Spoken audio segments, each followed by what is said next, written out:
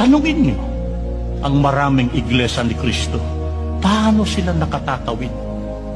Sa kabila ng maraming balakid, sa kabila ng maraming intindihin, sa kabila ng maraming problema.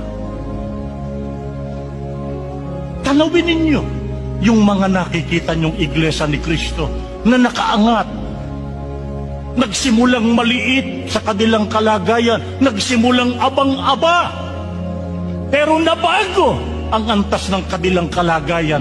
Iisasagot niya, awa lahat ito ng Diyos. Awa ito ng Diyos sa amin. Ang tanong, bakit sila kinaawaan ng Diyos?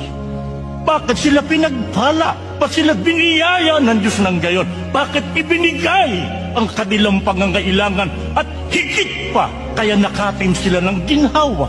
Isa lang ang sagot niya. Inayos nila ang pakikitungo sa Diyos. Ang Diyos ang nauuna sa buhay nila araw-araw kahit masuliranin. Makumbinsi sana namin kayo, mga kapatid, na kayo man, kahit anong problema ang bumangon, unahin niyang Diyos.